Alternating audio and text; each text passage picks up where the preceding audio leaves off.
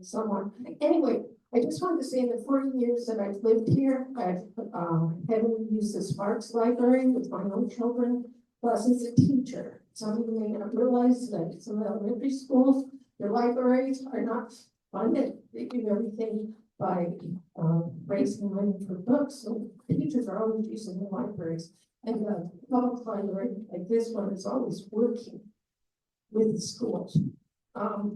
The last 10 years with my own grandchildren, I've been using Northwest Library, this library, of course, and Downtown Library, where we've experienced some of the most positive story times with the kids, and it motivated them to read. All right, like for instance, at Northwest Library, we happened to pop by there one day, and they were having an open house for one of the elementary schools to come with their parents after school and learn how to use the Dewey Decimal System. And they had a really wonderful activity, pretty short but effective. And my one grandchild was this creature. You know what it is. I didn't know how to spell it, but I showed her how to look it up in the axolotl is what it is. And we looked it up, found 2 books, did a little 5-question thing, and then we had the cutest thing where they got to spin and they got a treat for completing the activity. So that's some of the creative things that we've done. Also, adults, seniors especially, we need audiobooks. These things cost money. All right, the books we can touch are not expensive, as expensive as all no, you're getting close, but you're fine. Okay, are not as expensive all the digital materials, and there's magazines, newspapers you can access digitally from your home without even going to the library.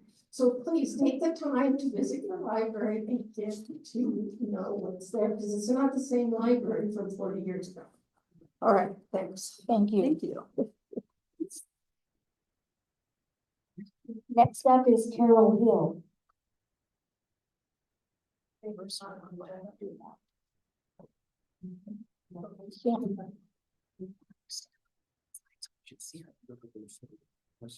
Can you stand on that side? Because here's the camera. Do what? Just on the other side of the. Over here. Right over there. Right there's good. My name is Carol Hill. I live out in Washoe County. My daughter does the Mustang rescue here and then in different parts of Nevada. And there's a concern of them going to fence off the access for the Mustangs to go into Washoe Lake as their main water source. And she's also, that group is in charge of maintaining all the fencing that's put up. And if they're going to put up further additional fencing up in the hills, they don't have the resources to go miles and miles up in the hills if there's an issue with broken down fencing.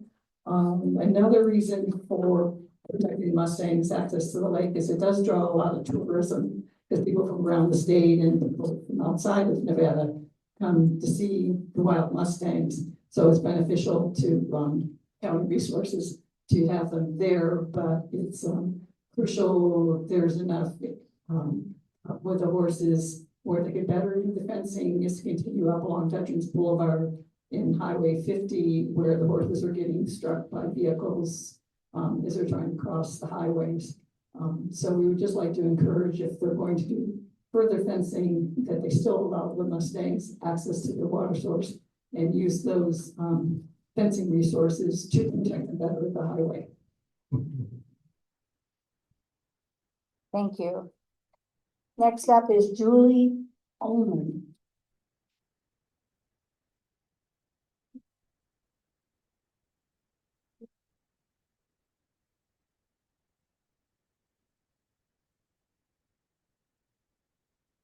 Julie Ullman for the record, branch manager here at the South Valleys Library. It's nice to see a full room. Glad you're all here.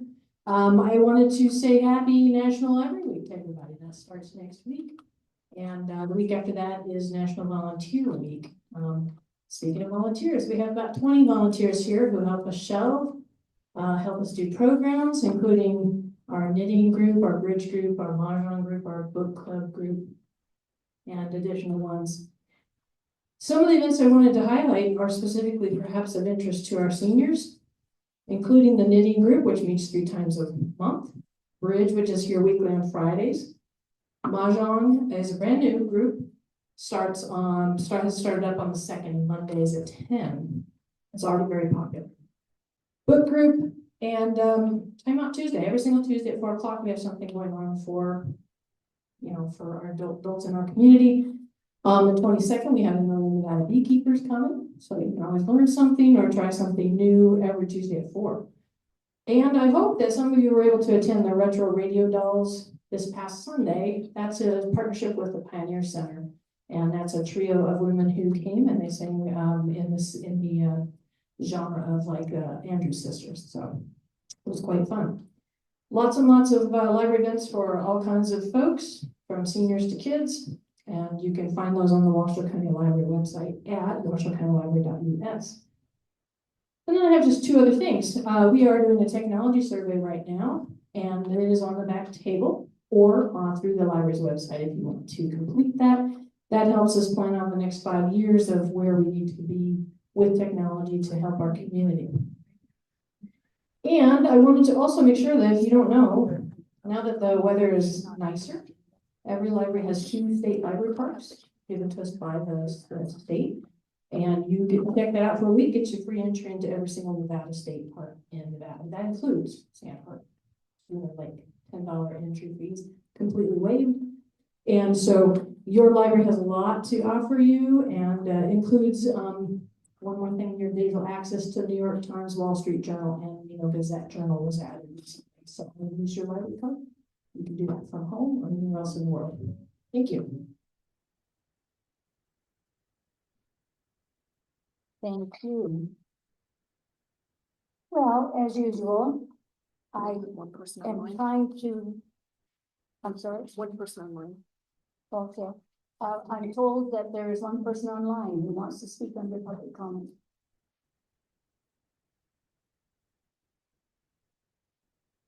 Would you please go ahead? Iris, go ahead.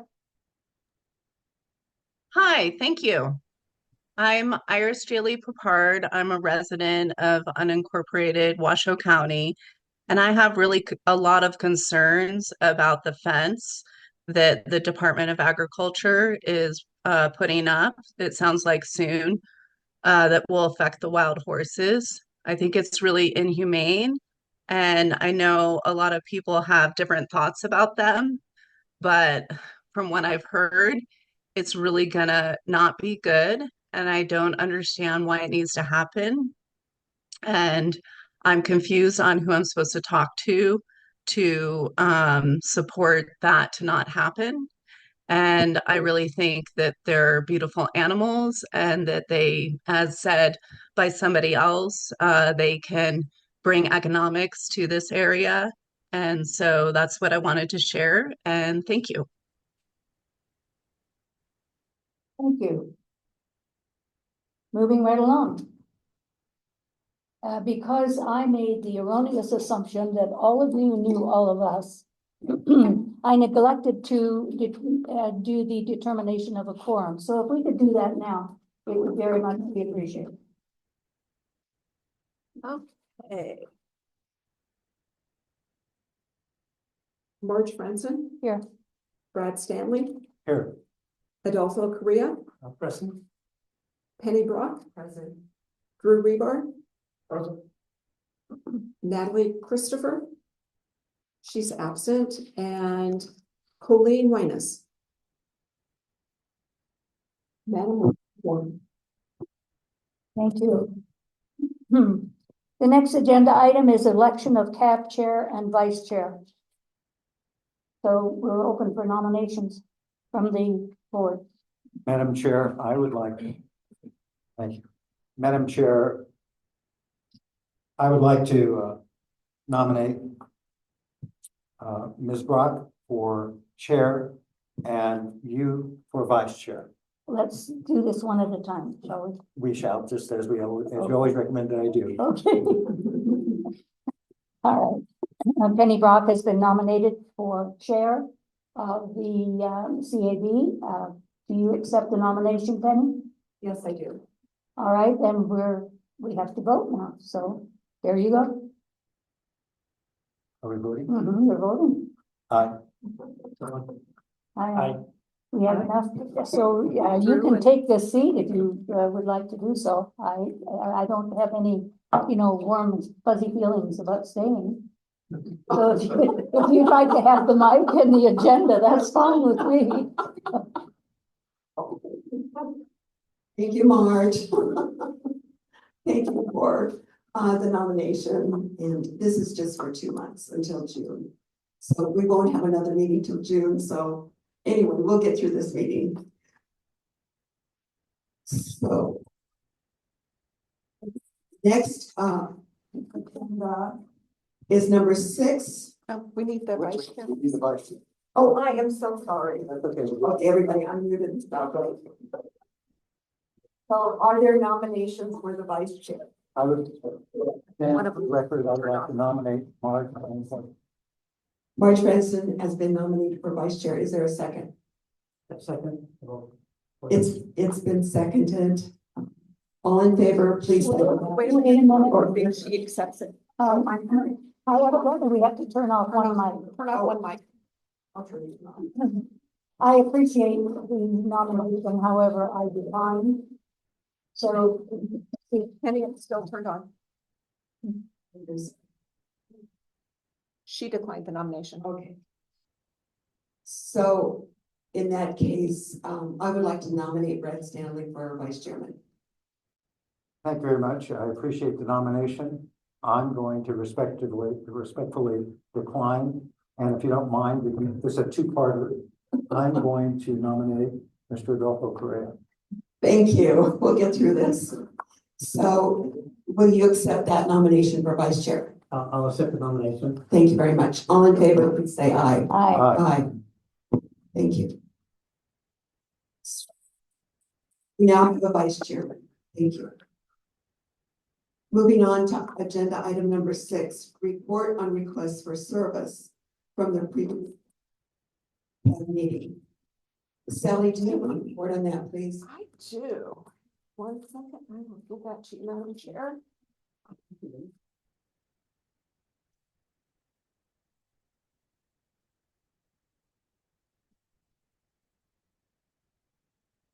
Thank you, Sally, for the report. This is from the April meeting. During the February CAB meeting, the board and constituents inquired about the timing of development meetings. Staff reached out to the Community Services Department and were told the developers are able to choose when they want to have their meetings. They update the hub with the materials after the meetings. All other requests were addressed at the time of presentation.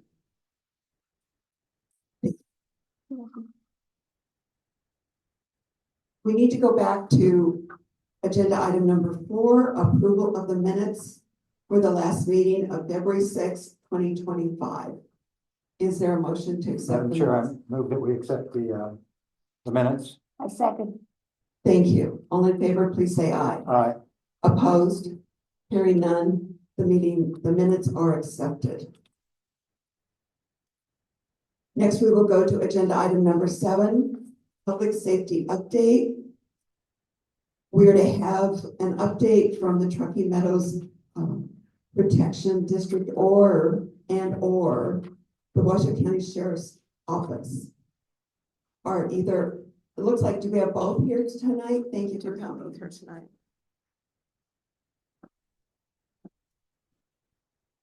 I'll try without the mic. Can everybody hear me? Yeah. Okay, so we'll leave the mic alone for now. I'm Dale May, I'm the interim fire chief for Truckee Meadows Fire. And I was asked to come and talk about a couple of different things tonight. One was the Davis fire. Unfortunately, that's not quite wrapped up yet. We worked in conjunction with Washoe County Sheriff's Office on that fire.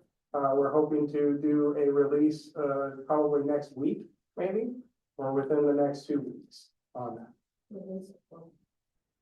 Yes, sir. Maybe it's not wrapped up.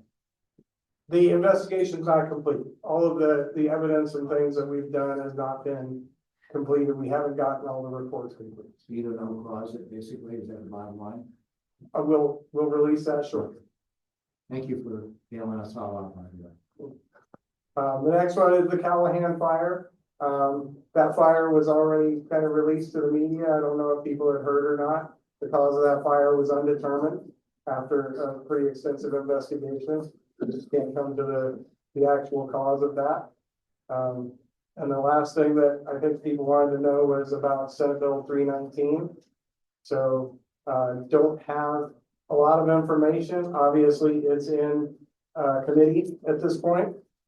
And is everybody familiar with the Nellis system online on that? So you can follow. Could you please explain SB 319 for everyone? Sure. Thank you. SB 319 was presented by Senator Tom Daley, if you haven't known, and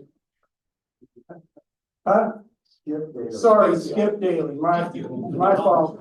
I hear Mr. Daley's name so much. Yeah, that's right. What did we determine in the committee meeting the other day? Of the younger You're the younger, better looking brother. I think that was the committee chair's statement on the record.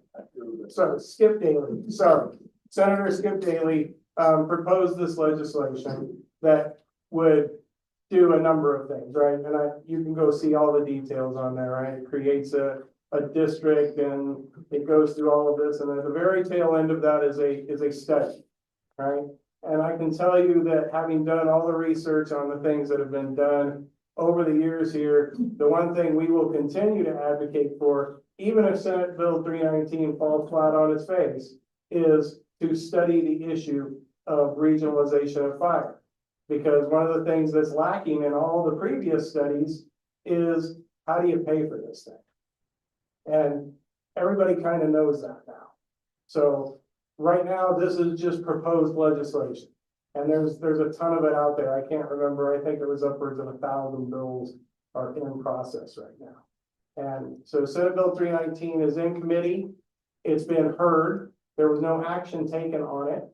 And it has, I think, like all bills that are currently in process right now, I want to say it has until next Friday to get assigned a work session to move out of committee, or it does.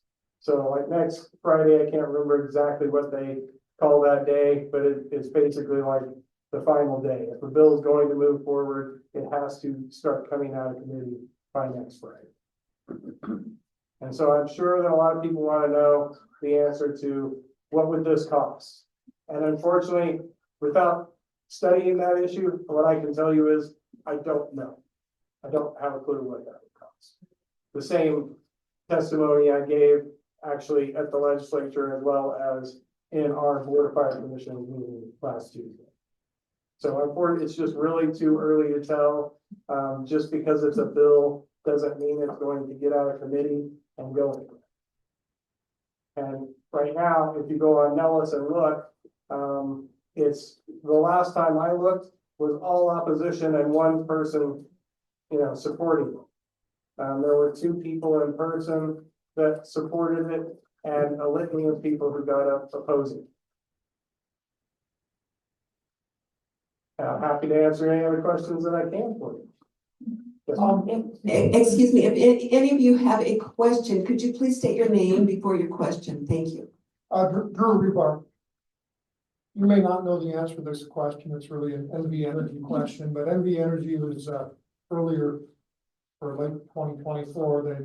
They were going to start shutting our power off when they were worried about the winds. I live in Washoe Valley, so I moved there because I like the wind.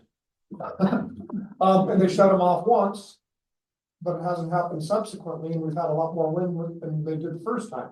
You know if they're still on the program of turning our power off because something bad might happen?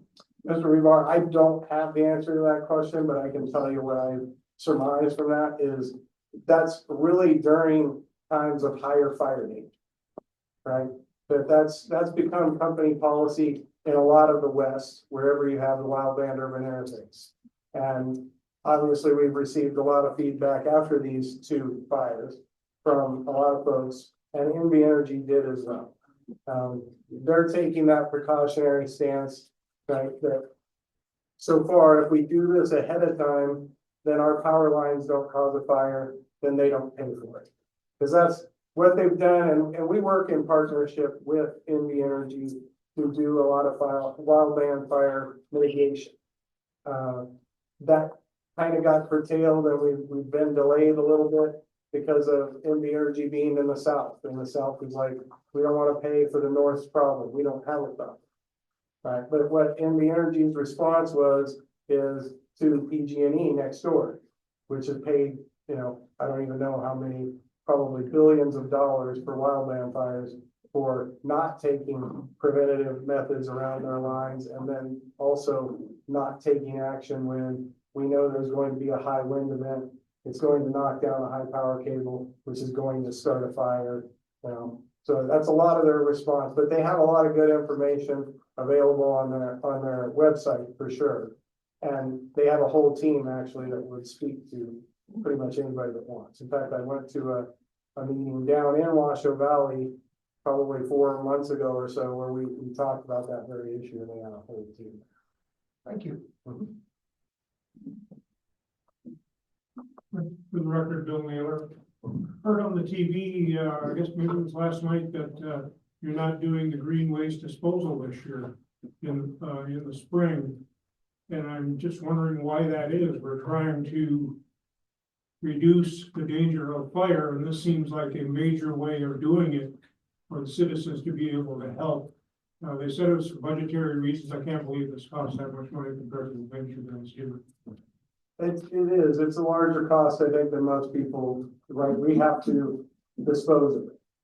And one way or another, when we collect it, like that's one of the things they're going to do now. And also it's obviously labor intensive from our side, because that's our people out there collecting everything, chopping up everything, building piles, burning everything. So there is a cost to that, right? And it's a program that we didn't always have. And we try to keep it going as best we can. And a lot of that funding, believe it or not, that we've done in the last few years came from NV Energy. And when they've made the cuts that they have in that, which they had to, because I went to the Public Utilities Commission, right, to hear who can do what, how much you can fund this.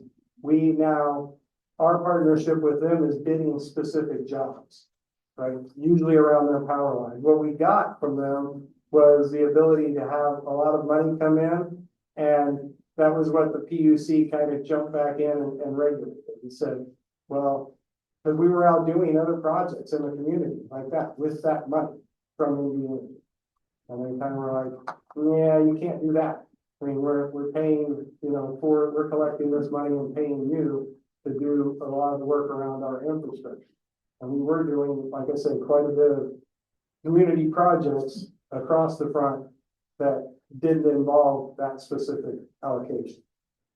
You got a major grant here a little while back, I understand, to reduce fire danger along East Lake Boulevard. Would it be possible to use some of those funds to help reduce fire danger along East Lake Boulevard in this manner?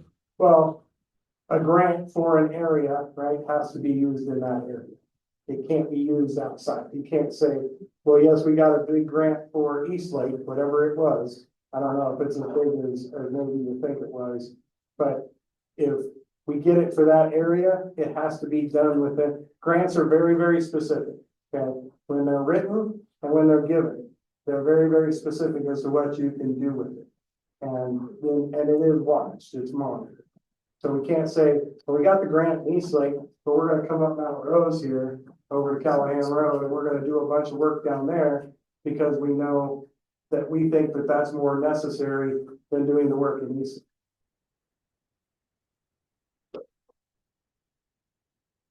This person in the room. Carol. Do you have a projected date for when Davis Creek area is going to open up again? I didn't realize that it wasn't open. The Davis Creek area? The park, Yes. I would not know, but I didn't realize that it wasn't open. So the last time we drove by, there's always barricades there. Okay. Yeah, I didn't realize that. Bell White. Yeah, Val White, if you are a county fire or if you're Reno Fire, Sparks Fire, you understand all the issues and why you believe that SB 319 is being proposed to create a regionalized fire department. For those of us who are not completely inside of those entities, do you have anything online where we could read about it to get more informed? I would say this right, that obviously on the Nellis, the legislature site, Senate Bill 319 is what's available. Us as an agency, we don't go out, we haven't taken a position on it, as I was trying to indicate before, because it's way too early. And obviously also for me, I live in this apolitical realm. I don't take a side, right? That's how I remain objective when I do things for the community, when I do investigations, right? As I go and do enforcement with codes, whatever. We don't take generally a position until it becomes such an issue that we go, this is a major effect on this entity, right? And the people that we serve. So I can't stand here tonight and tell you, this is how this is, and these are my personal feelings. That's not right of me. I don't think I was clear. Okay. What we're looking to do is to get more informed, to be educated on what the issues are, why anyone believes the regional fire department is necessary. Now, they've done studies before, like you said, in the past. So where are those studies? They were created by a public entity, so they should be publicly available for us to also use. Yes. Where? I don't know. I probably have access to all of them. And if you'll give your information to Miss Sally over here, I can probably get you that information on those previous studies. But I'll be honest with you, I don't look at those all day long either. I've read them, I've digested them, and I kind of look for those missing pieces that, right? This topic has come up again. And so what really hasn't been done that would be necessary if someone wanted to move this forward at any time in the future? Yeah, so that's what SB 319 is all about. The Right. legislators need to be able to have those previous studies available in order to make a wise decision. And they do, but on the legislative site, they're not like posting all the previous studies, obviously. But like I say, if you leave your information, they'll get it to me, and then I can get it to you if you like. Thank you. The gentleman in the back with his hand raised. Ed Alexander, I think kind of what's trying to be from a higher level in terms of fire protection. Can you speak to better service, worse service with regional? Because, you know, they use my facility as a command center for Davis Creek. And respect, you guys did a beautiful job. You saved the community. But there was also so many different agencies down there. I'm left wondering, are we better served with a regional fire department, or are we better served with the independent, for lack of a better description, entities that are so maybe from a higher level? I know you can't chime in as to supporting or not 319, but in your opinion, is the community better served independently or? Let's say you just get it down on my opinion. Go back to my opinion, right? And until this is studied properly, right, and vetted out. That's one of the things that I feel I've been good at during my career, is to fully vet things out. I just want to have one more comment. If all that information is not available to the legislators, and they're going to vote on a bill that's going to result in taxes for people, that's irresponsible. No, ma'am, let me be clear. All that information is available to the legislature. All the previous studies. Yes, of course. Commissioner Clark. I can't read that. And like I said, if you give me your information, I will make sure you get it. I But I don't, think other people would like to have it as well. sure, and anybody that wants can leave their information with Sally, and I will be happy to email, because they're probably all PDF documents. And I'll be happy to email it out to whoever would like. Thank you, Chief, on that. Commissioner Clark. We're putting him at a disadvantage. He works for the county, you know, he's neutral here. But we do have somebody here that's testified in front of the state and testified in front of the county board of fire commissioners and the county board of commissioners, Mr. Tom Daly. He can probably answer some questions, and he's not obliged to abide by any confidentiality or neutrality rules. So Tom, would you just share a few? Yes, thank you, everybody. I'm Tom Daly. I live up in the estates of Mount Rose. Historically, there's 3 studies that you want to read if you're so inclined. One from Reno, called the Center for Public Safety Management in 2019. That study did not recommend consolidation of area fire departments. Washoe County Blue Ribbon Commission on Fire Services Regionalization. That study did not recommend consolidation. The IXP report done for Washoe County, which said that having a single dispatch agency as opposed to 4, is this on? No, just go ahead. Turn it on. As opposed to 4. As opposed to 4 dispatch agencies, which we have today, excluding Northlake Hospital, because they're not in this bill for some reason. Apparently, they're not worthy. If you had 1 dispatch agency, you would save, as of 2017, $991,000 in taxes, because you have 1 agency as opposed to 4. Fast forward to 2028, when SB 319 would take effect, you're probably looking at 1.2, conservatively speaking.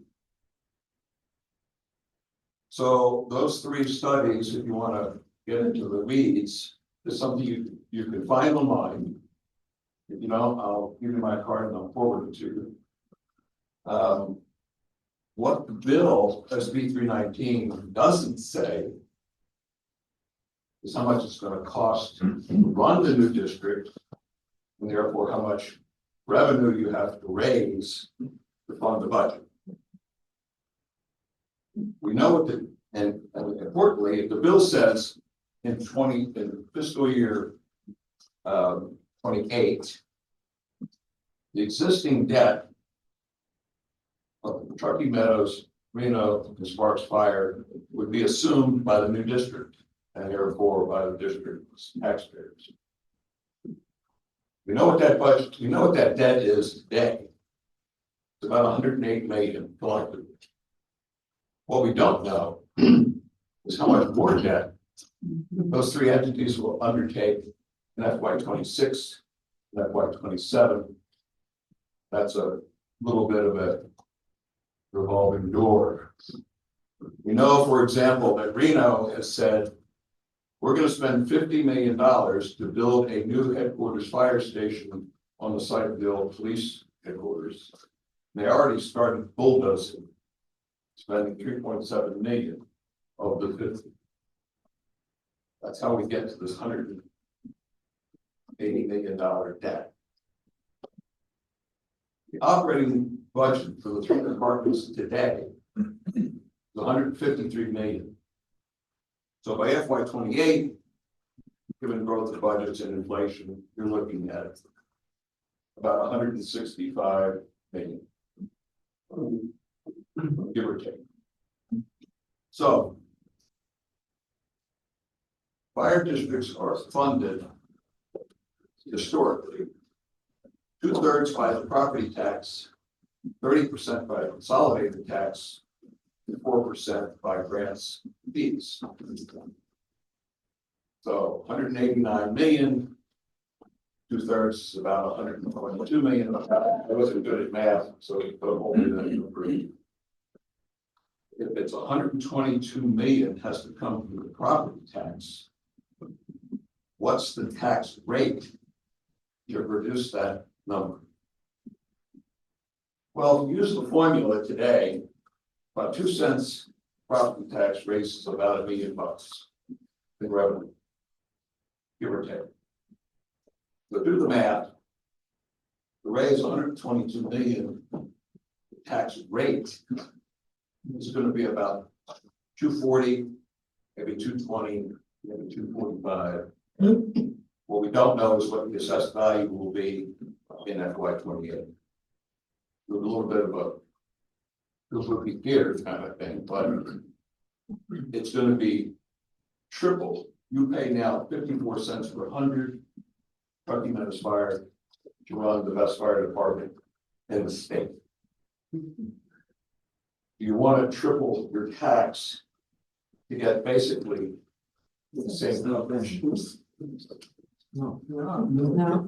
So the legislature needs to hear from you.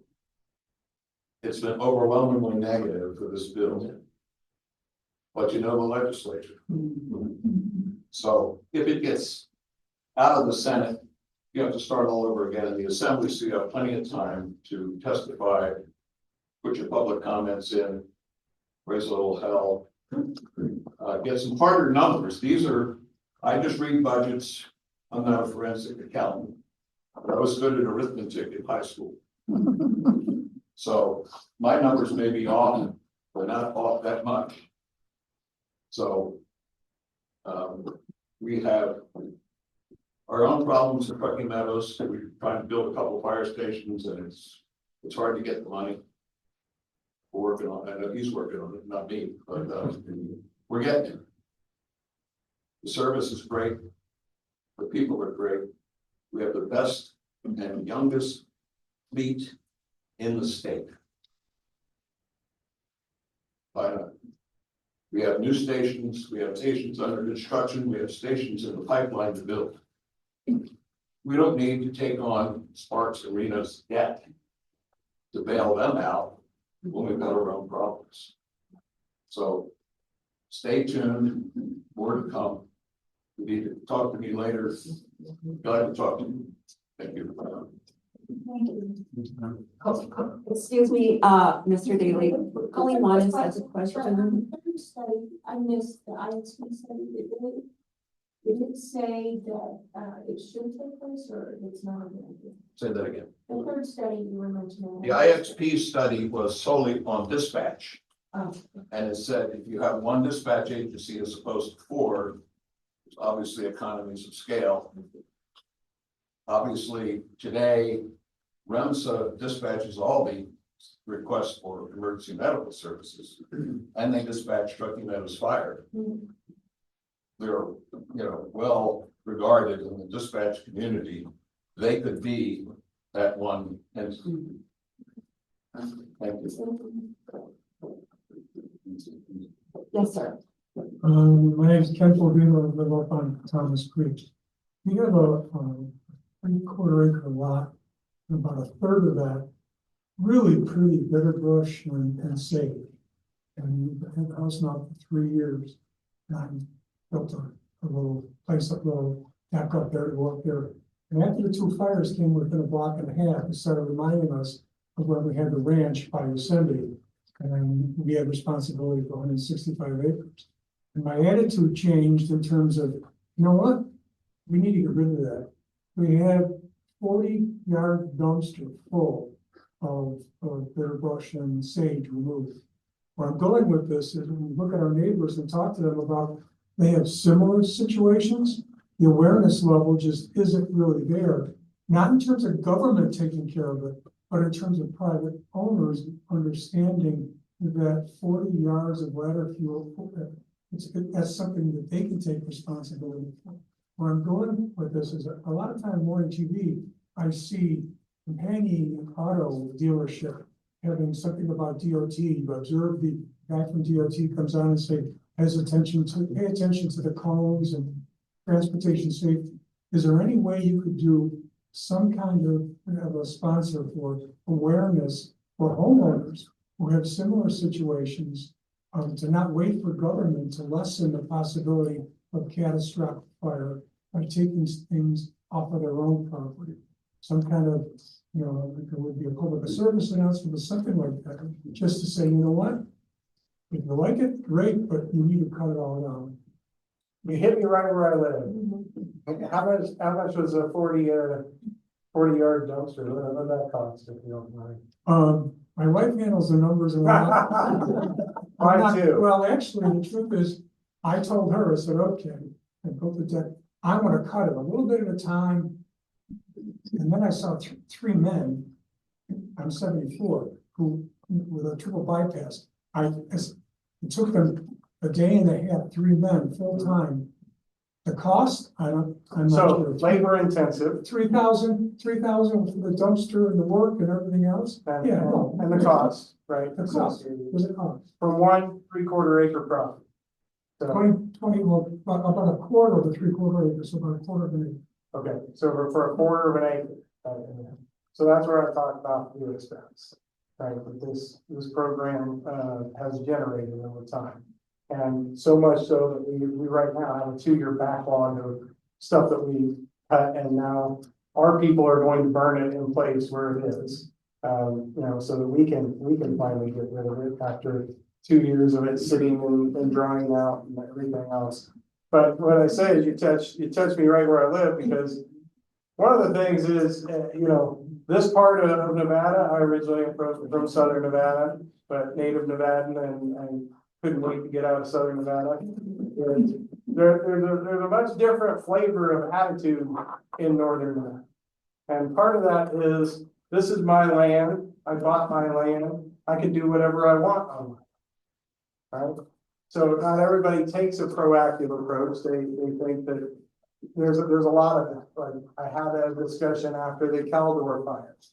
We had a leadership class that Washoe County puts on once a year, and they bring everybody through every department, and of course they come over to TM as well. And this woman who has a business at Southlake, and she was really concerned about her business. And I asked her, how long has your business been there? Well, for 10 years. I said, so over the last 10 years, how many times did you look into defensible space on your property? What's the roof type on your building, your commercial building? Did you look into replacing that with a non-combustible roof type? Did you look at screening vents and things like that on the building? She said, no. I said, well, why not? You've lived with this potential the whole time your business has been there. And you still live with this potential, but you're probably going to walk away from this meeting. I'm not chastising her or anyone, but you're going to walk away from this advice, and you're still going to go and not do these things. Because when I tell you as your business, replace your roof, and you have a roofer come out and they go, well, that's going to be $200,000 to replace it with a non-combustible roof. And most businesses are going to go, I'm replacing the thing until it leaks or falls in, right? Because as a business, what investment do I see on $200,000 for a non-combustible roof when my roof is working fine, right? And they don't think about that one day that the potential that fire had to burn into that area is still there. It's not going away, right? I mean, that's the danger in the areas we live in as we've moved into the wildland urban interface. And yes, it is incumbent on property owners. And the WUI code is kind of a tricky code. It's not retroactive, meaning that you can't go back to property owners and enforce defensible space on them if their home was built prior to when it was first adopted, right? Which gets us into a very tricky enforcement situation. As well as I would think that our board of commissioners would want to weigh in on that, right? Because then our enforcement people are going to be going out to properties and going, clean up your property, you have X number of time, if not, we're going to fine you, and or we're going to send our people on there, because there's already provisions in state law, right, that say we are going to do that. We're going to bring a thing back to them monthly at the commission and say these people failed to follow direction, and so we went on and we cleared their property at a cost of $5,000. And the way the law works is, what would happen, say that property owner only pays like, I don't know, $250 a quarter on property tax. When we assess that, the next quarter they pay $5,250. It's all due and payable. So I think our commissioners would want to weigh in before we started that kind of enforcement, throughout various areas of the county. But to answer your question, we do have a lot of things. Obviously, social media is the thing. I'm not on it, but everybody else is, so they tell me everything that's going on there. And who in the room doesn't know the name Adam Mayberry? Does anybody? You don't?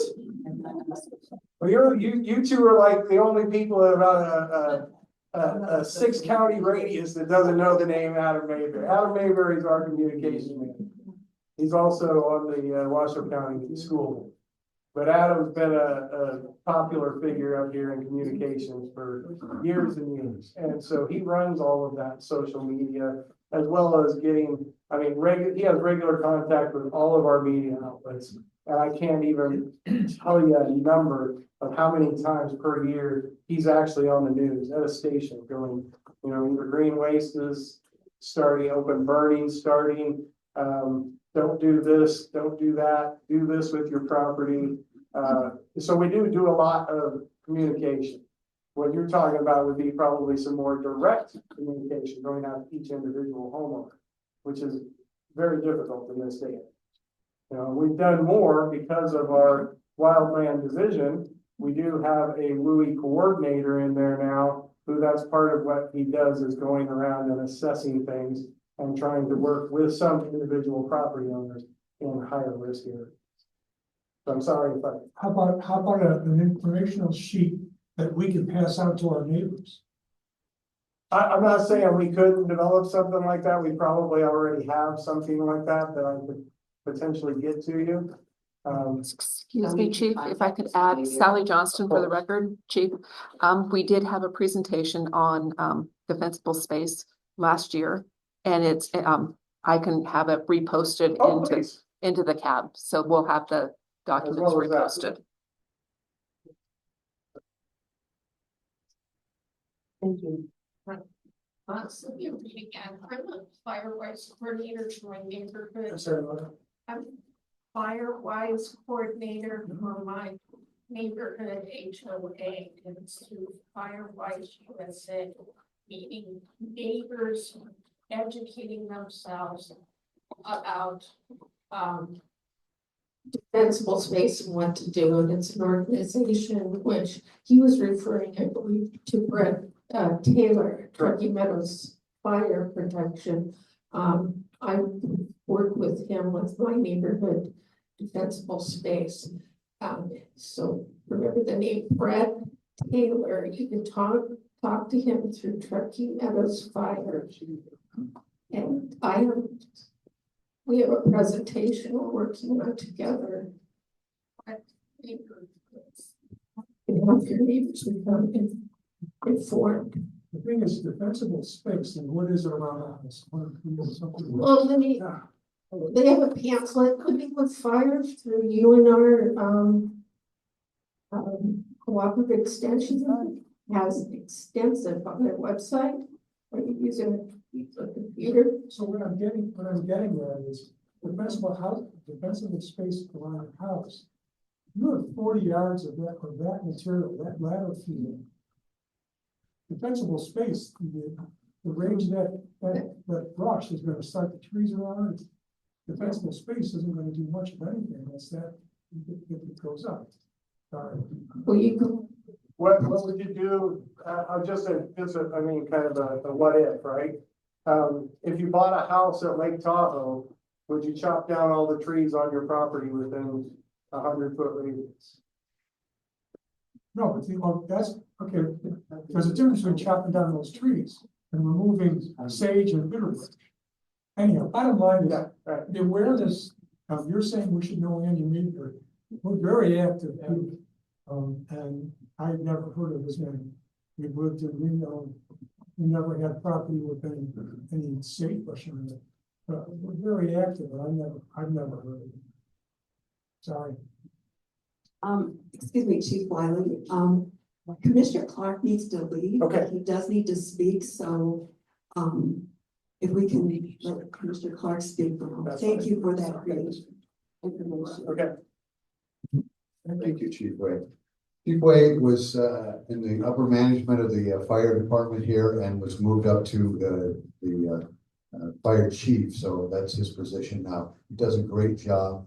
I'm not going to put him to work, but I'll suggest that if you live in a homeowners association, you have your neighbors, you can put a group of 10, 15, 20 neighbors together, host a little get together. They'll send somebody out and give a workshop for you. This is not the venue to do that, but they will do that. The last fire chief used to go around the different homeowners associations and meet with them and share this information. So if you need further information or you want something done in your community, get some folks together, reach out to myself or Sally, and we'll get this coordinated so you can get your presentation done in your own neighborhood.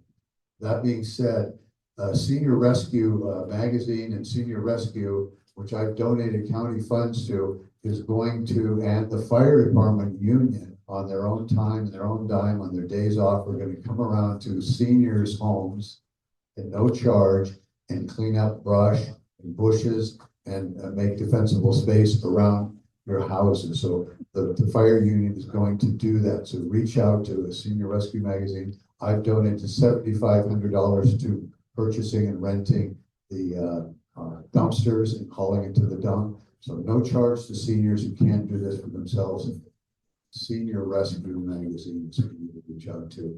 If Penny has their contact information, we can get that for you. But they're going to work in conjunction with the off-duty firemen to clean up properties, senior properties, and the county, through county funds, is going to pay for the dumpster. So since we were on that topic, I wanted to get that in. Thought it was a good segue into that. But they're doing a great job. We've got the sheriff coming up next. The sheriff and his group are doing a great job. And if you know me, I don't just say those things unless I believe it. And I really think the sheriff and the fire department are doing a fantastic job. Tom Daly, who was here, said he thinks that they're sort of the best in the state. So I'm going to turn it over to the sheriff's deputy now. Thank you. And thanks for all of you coming out tonight. This is a great turnout. We'd like to see this, and we're hoping to continue this with more community involvement. Thank you.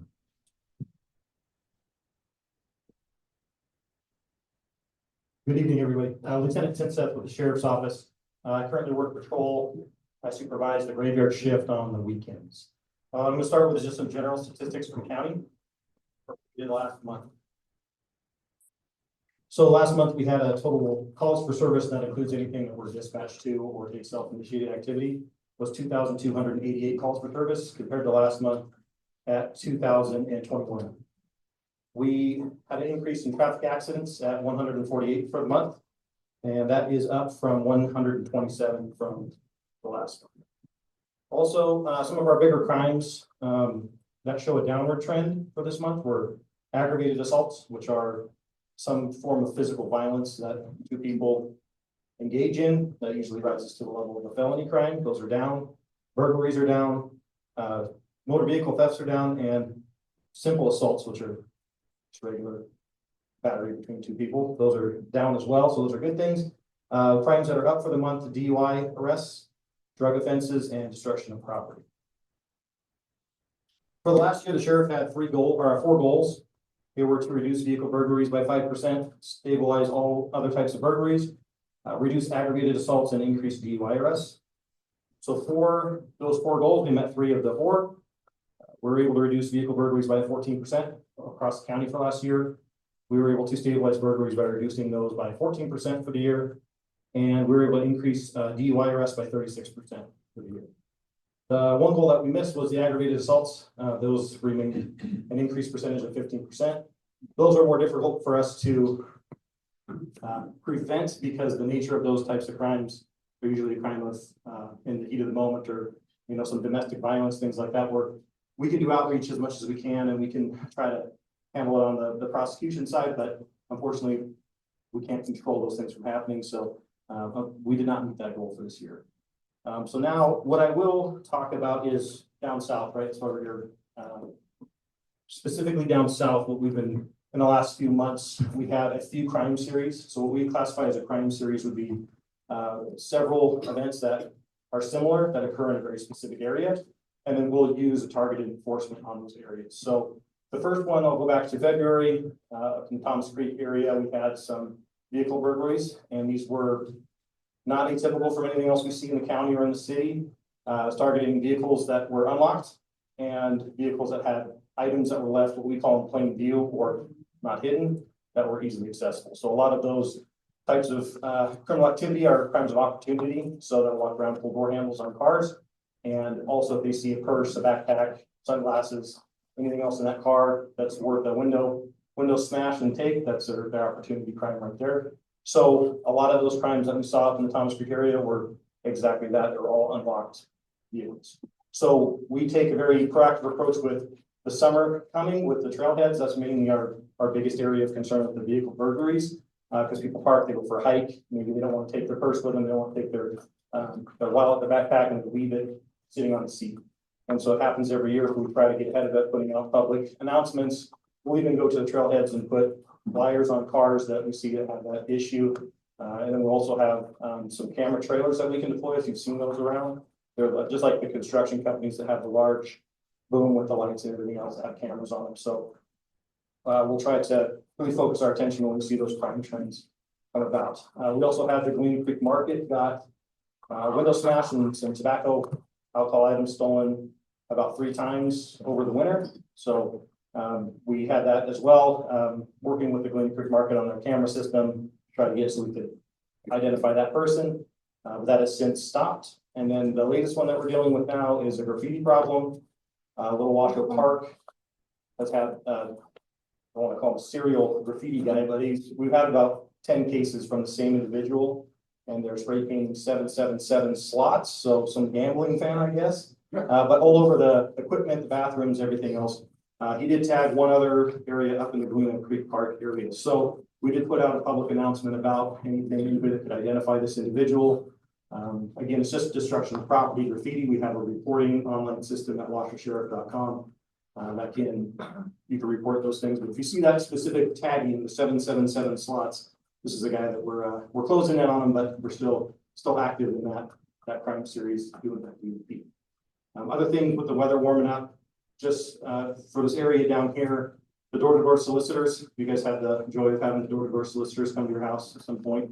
So just a reminder, they do have to have a business license. So if they show up to your door and they're trying to sell solar panels to cleaning supplies or magazines, they must have a business license issued by the sheriff's office to conduct that type of, to be able to walk onto your property, not going to go and try to sell you something. So if you ask for them to produce that, it should be a badge, has their picture and name on it, and they should be able to produce that on demand if asked. If they do not have that, I would highly advise not to buy their product or engage in business with them. A lot of those individuals come from out of state to try to sell when they saturate an area, try to sell whatever they're selling, and then they leave. So not saying that they're involved in any other types of crimes, but typically they are from out of state and they can be pushy at times. So advise don't let them inside your home. Make sure they have that business license. And then the friendlier they are, the safer they are. The ones that are usually pretty pushy are the ones that are trying to just convince you to buy whatever they're selling. So that's on that side. We usually see in the summer months. The other thing that continues to be a problem is the fraud. So again, we put these announcements out before. If you ever get a phone call from, they say, "Hi, I'm Lieutenant Tinseth from the sheriff's office. You have a warrant. You need to pay $5,000 in Apple gift cards. We need to go buy." It's a scam, right? And so we're never going to do that. We're never going to contact you via phone ever if you have an issue like that, right? So just know that that's a scam. They get better with these scams, some of the phishing texts and everything else. But as far as sheriff's office is concerned, we will never contact you. But they do things that make it questionable, or they will use an actual person that works at the sheriff's office, and then they have the ability to use what's called a ghost line. So they'll leave a phone number, or they'll call from a phone number that, if you look it up and Google it, it'll say it's from the sheriff's office. So you may get a call that comes from 775-328-3001, which is our front desk. And you look online and say, "Oh, this must be legitimate. It's coming from the sheriff's office," but it's not that, right? So they're using that technology to appear that they're legitimate when they're not. So just be, in this day and age, be leery of anybody that's contacting you for any money, saying you owe anything. Make sure you do that follow-up on your end to ensure that it's legitimate.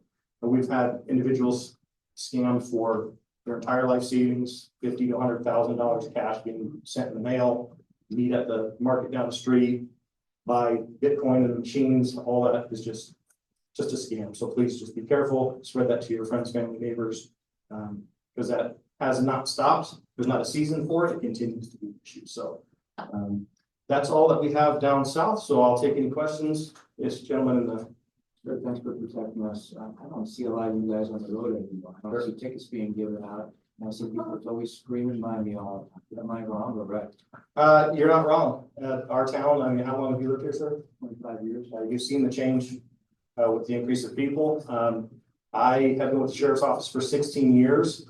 I have as many deputies today working my shift tonight as I did when I started 16 years ago. So getting that increase in the staff that we have, there's a lot to it. There's, how much are we doing? How much money is it? Do we have, how many, we have academies running 3 times a year to try to fill our ranks. And then it comes down to how many positions that we have in general as well. It all comes down to money. It comes down to those things. So it's not for a matter of not wanting to be out there and doing those things, and our town's gotten very large. The traffic issues, that's why I was a little late today. There was another accident coming down the freeway. Nevada State Police is in a bind as well with staffing. So they're having a hard time filling their staffing. So we're covering some of their areas in the wee hours of the morning when they have low staffing. And so it's just a common theme that we're getting bigger, but the police departments and everybody else is remaining the same. So what I would encourage, if there is a pervasive issue, specific area, time, vehicle, we do have service requests that you can put in at washoesheriff.com and say, hey, at this time every day, there's this truck that drives by and speed. We have a traffic division that we just got a new sergeant in that traffic division. He's a younger guy. He's passionate about the work they do, and they will come out, set up radar trailers. They will run radar. The guys on motorcycles are a lot better at sneaking around and getting those guys than I drive a big white vehicle that everybody sees it, right? So we do have areas that we can target that. So if you have something specifically, there's people will pass me on the freeway and they just don't know. So we're getting bigger, and unfortunately we have that increase in traffic. So yes. Is there anything available online where citizens can see what crimes have been committed in the past week? Not in the past week. What we'll have is what we call a monthly scorecard. So it will be, and it's not specific, but it is a sheet similar to this. So we'll have a range of crimes and show trends and numbers. So it doesn't give like specific areas or case numbers. We can't give that out. The general data, it is published once a month, and I believe, I don't know for sure if it's put on the washoesheriff.com website. I'll have to check. Well, my interest is in the CARES campus. Sure. I've heard pretty credible source that when there are issues with violence or whatever inside, instead of calling law enforcement, they're calling REMSA, and they take them to the hospital. That's $2,000 a trip. And so I'd like to know how much violence is requiring law enforcement attention is happening in that campus. Sure. So I can tell you last month we went to the CARES campus 118 times as far as law enforcement goes. Okay, where is that on that? That's it. It's just in this chart here. On the bottom it says regional non-EMS dispatch calls for service, and it says CARES campus, Our Place, and Safe Camp. Those are the 3 service centers that we provide law And enforcement services. aren't law enforcement required to report the crimes to the FBI or statistics? Yes, it's called NIBRS reporting. What is it? National, I'm not sure of the acronym. It's called NIBRS, so NIBRS. So National Information. It's some acronym. Too many floating in my head to remember, but yes, we do report and the federal crimes are categorized differently, right? So there could be a crime that is for the state of Nevada and our NRS and Washoe County code doesn't qualify, but for federal reporting it does. So we still have to report that even if we don't make an arrest. So we have to report everything that falls into that federal crime category. Where do I access that?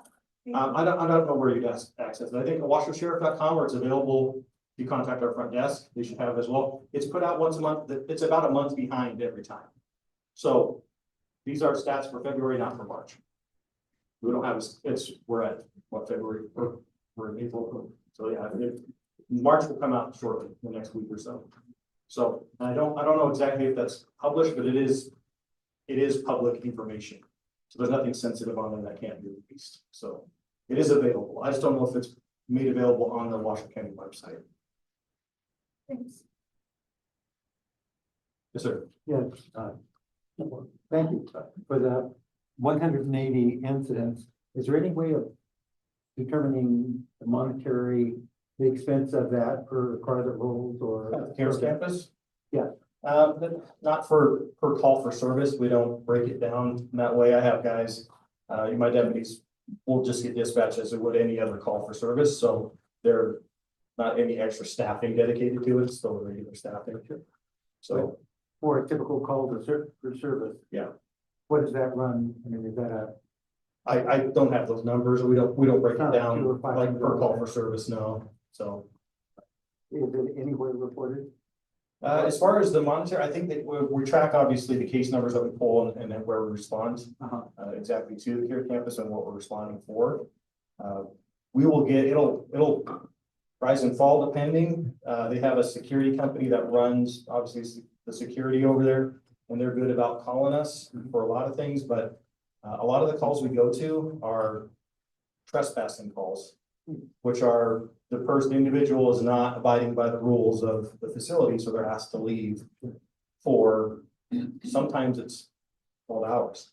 And so from our end, that doesn't qualify for a crime. You can't trespass somebody for 12 hours. Like you're trespassed for a minimum of 30 days or longer, and you have to sign a criminal complaint and go to court and do that whole thing. So when they want somebody to leave and they won't leave, they'll call us oftentimes just to say, hey, get on the road and come back tomorrow when you're gonna follow the rules. So One follow-up, if you don't mind. sure. We heard some things earlier about some drug activity in that area. Is that the kind of call you get, or was it a private security outfit on that? So we actually, the sheriff's office took on, we called it our 4th Street project. So it's some businesses in the area who had reached out to the sheriff for help because of the increase in traffic from individuals responding to the CARES campus. The businesses were being vandalized. They were being people sleeping on their doorsteps and doing all kinds of things. So we spent 6 weeks down at the 4th Street corridor from, I believe it was Ralston all the way up to Galletti. And we patrolled like a 2-block area and saturated that area and made numerous arrests for, having warrants and stolen cars and drugs. And if you haven't taken a trip downtown lately, it's not a pretty sight. I know Reno has their hands full with everything that they have going on down there. But we were able to make a huge impact on those businesses and helped out. But it's a pretty tall mountain to climb with the issues that are down there, unfortunately. The gal in front of the whiteboard, she had a question. I'm sorry, I didn't see you back there. Go ahead. I just wanted to verify too, the wonderful street vendors. Yes. So now, for example, a couple weeks ago, right on the corner, I'm getting out of the grandson. And right on the corner was a nice guy, had his little tent up and he's selling fruits on the corner. And asked if he had a business license, the answer was no. Yes. And he said, well, I don't have to have this, the city of Reno. And we explained to him that was not. But, So is that worth a call to you? What have you? it can be. You can call us for that as well if it is in the unincorporated area. I would say we did do I would call it a sting, but we went out with the health department in Sun Valley because some of the vendors out there, seen them a few down south at the soccer field, but they'll sell some of the fresher foods, the corn, it's dipped in the butter and everything else.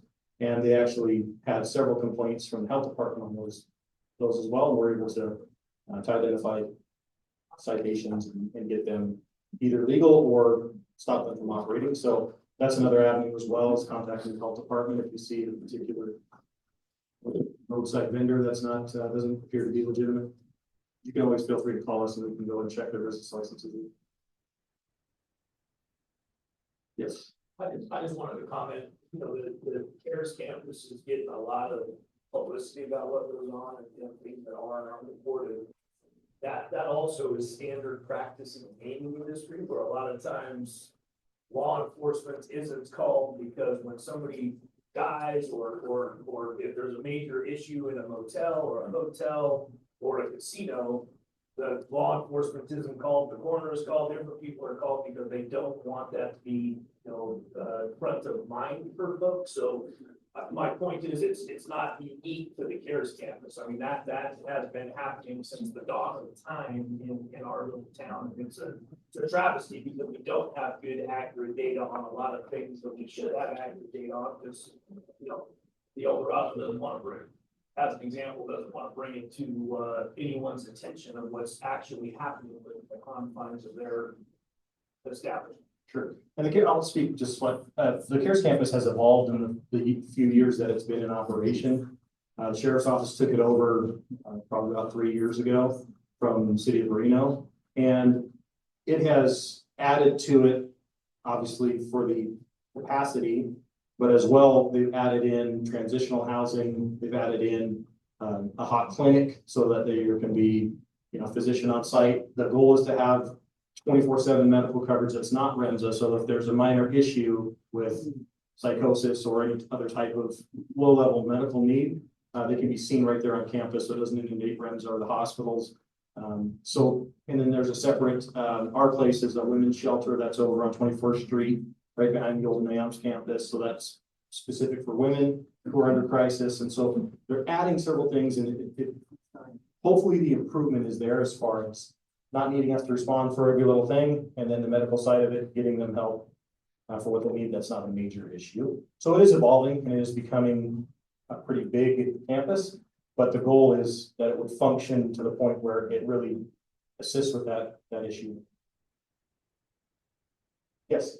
Are you expecting any problems this summer with Black Lives Matter and those kind of insurrectional groups at all? No, we haven't had any. So we have an intelligence unit that works diligently on any type of threats that are on social media or with anything else that we encounter. But there's been no specific threats of any type of major demonstration or anything of such. How about ISIS? Are you lining up anybody with with the Homeland Security? You guys going after anybody with? So the sheriff's office stance with with ICE immigration. So what we continue to do what we've always done. Our facility is we do house federal inmates in our facility. So we have ICE agents that work out of our facility. They don't work for Washington Sheriff's Office, but they do work in there. We will get transition, along the I-80 corridor when they're traveling from the facility to the facility, we're a stopping point for all that. So we will assist if they ask for our assistance, but we're not actively seeking to make those arrests. So we're not asking immigration status. We're not asking, any of that. We're just doing our enforcement as far as Nevada revised statutes. And then when they get to the jail, or if immigration asks us to assist on an operation, then we'll assist like we always have. But we're not making any special. Does the jail have capacity? No. What percentage would you say is? So the jail, that's a tricky question because the jail, we can increase the capacity by triple rooming and day room bunking. So as far as like the actual rooms, the cells where the inmates stay, they're usually typically 2 to a room, but we can increase that. We can almost double it by adding 1 to the room plus the day room bunking. So we run, and I don't have those numbers. Usually we put them on the sheet. We usually run about 1,000 to 1,100 inmates. If we get to about 1,300, we're feeling it as far as getting pretty packed, but we can increase that up to, I think it's 1,600 inmates, I think is what our facility can actually take. So, but we get below 1,000 inmates. We're down to 800 earlier or later in 2024. So it comes in those. Thank you for that great presentation. Yes. Thank you. Much.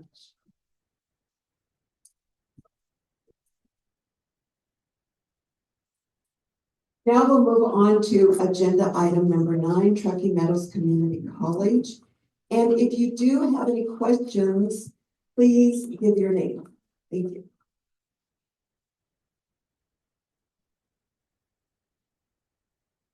Thank you so much, Ms. Brock. Good evening, everyone. My name is Jeffrey Alexander. For the record, I'm the Vice President of Academic Affairs at Truckee Meadows Community College, and we are here to serve you.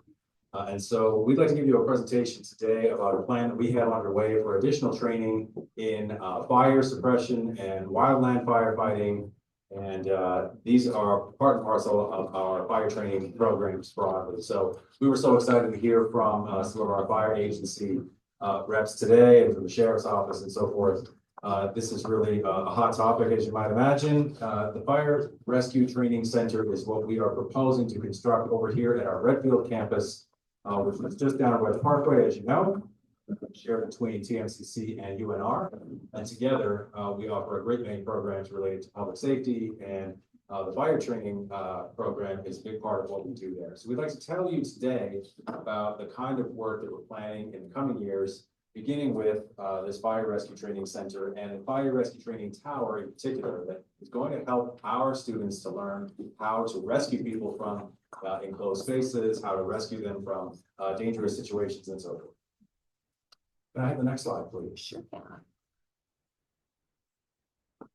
I'd like to also mention that we have several other reps from Truckee Meadows Community College here in the room tonight. First of all, we have Dr. Julie Ellsworth Baker, who is our Dean of Life Sciences, Allied Health, and Public Safety, which is definitely in her area. We have Dr. Aya Akinola, who is our Facilities and Capital Planning and Construction Associate Vice President. And then we have Marcus Sullivan, who is our Director for Construction and Planning and various projects. And we're excited to have him here too tonight. As we recall, the Davis fire was existentially terrifying. Those of us who were anywhere near here remember how scary that was. I saw the plume of smoke from miles and miles away that day, and many of us recall what that was like. The Davis fire was a threat to our operations, of course. We had classes interrupted from August through September. And so too did many of the other schools and facilities and agencies in this area had to close down and clear out as many of the evacuations took place. Our goal is to try to scale up the training that we offer for students who are in wildland firefighting or in our fire academy in order to better serve our community. So for this regional fire training center, I'll cut to the punchline and tell you who's going to pay for it? Not you, right? We already have money in the bank to erect this facility, and we're very happy about that. Can I have the next slide, please? This is where it will go. As you see the road across the top left there, that's the Mount Rose Highway, and this is Wedge Parkway down here to the bottom corner. And that's where it will go on that spot of land that all of the engineers have already assessed. And we've already been through this with UNR and with the county, and Manager Brown is very excited about it, has written a letter of support for that, and we've worked with Board of Regents, and they're very excited about it. Virtually everybody in Nevada, I think, recognizes the urgency of having trained fire personnel. We need more of them, and the more the merrier. So this is the location where it would go. We already have the building at the bottom corner here is UNR. They have their nursing program and other operations there. And the big one in the middle and the one to the right, these are TMCC structures, and we have all kinds of good programs happening there: nursing, rad tech, and public safety, and all sorts of things besides. If I could have the next slide, please. So a regional fire training center needs a fire rescue training tower. And this is really less building, it's more equipment. Actually, it can be assembled, it can be disassembled if needed. But the goal here is to give these firefighters and these cadets in our fire academy program the chance to learn how to work inside different structures like this, up and down the stairs, in and out of the corridors, when it's dark, when it's not, when it's particularly dangerous. And we have, of course, a simulated fire environment which uses propane. There's no smoke, there's no fire, there's no Godzilla whatsoever.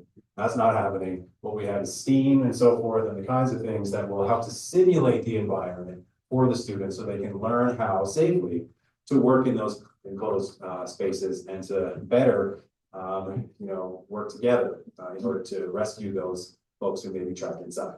So this is, we hope, going to be the replacement for the facility we rely on today, which is down in Carson City, which is not convenient at all. And of course, is only available to us a few days, perhaps each year, usually on Sunday, perhaps. And, that's great unless we get booted out of there because they want to have a barbecue. That actually happened one time.